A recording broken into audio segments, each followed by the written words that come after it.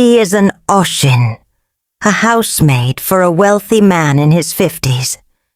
At night, after finishing work, she hurries to her small, shabby home, where her 5-year-old son waits for her eagerly all day. That day, her employer was hosting a grand party, inviting many friends and distinguished guests to a night banquet. He asked, "Today is a busy day.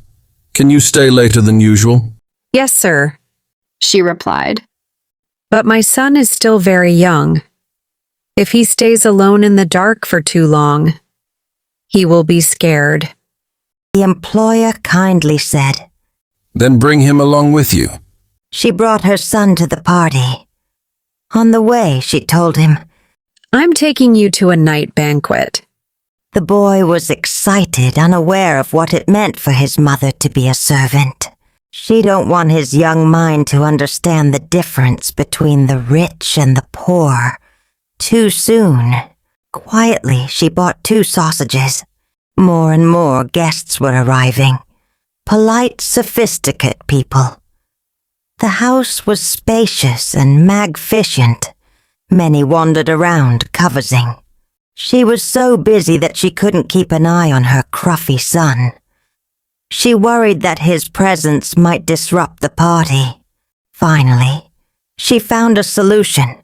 She led him to the employer's restroom, a quiet and seemingly unused for the night. Placing the 2 sausages on a porcelain place, she tried to speak cheerfully. "This is your special room. The banquet begins." She told him to stay there quietly and wait until she finished. The boy looked at the room that was now his own, so clean, fragrant, and far more beautiful everything he had ever known. He was thrilled, sat on the floor, began to eat the sausages on the marble counter with a mirror, and hummer a tune, celebrating in his own way. The banquet began. The employer remembered her son and found her in the kitchen. When he asked, she stammered, "I don't know where he has wandered off to." He sensed something she was trying to hide and quietly went searching. Passing the restroom, he heard a child singing. He opened the door and was stunned. "What are you doing hiding here? Do you know what this place is?" The boy cheerfully replied, "This is the room. The owner gave me to join the night banquet. That's what my mom said. But I wish someone could stay here and eat with me." The employer's eyes stung. He struggled to turn back tears. He understood everything. Gently, he sat down and warmly said, "Wait to me, okay?" Then he returned to the dining hall, told the guests to continue enjoying themselves, saying he had a special person to host tonight. He put some food on a large place and returned to the restroom.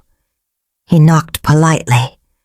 The boy opened the door and the man entered, saying, "Let's have a banquet together in this wonderful room." The boy was overjoyed.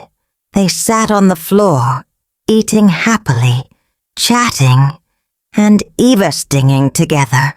Gradually, the guests realized what had happened. Many gentle knocked on the restroom door to greet them warmly, wishing them a pleasant meal. Some even sat down on the floor to sing joyful children's songs. Everything was sincere and heartwarming. Many years passed. The boy grew up, became successful, wealthy, and rose to upper class of society. Yet he never forgot to help the hard-working poor. A crucial part of his character was shaped by the memory of how the kind-hearted employer had carefully protected the feeling and dignity of a 5-year-old boy.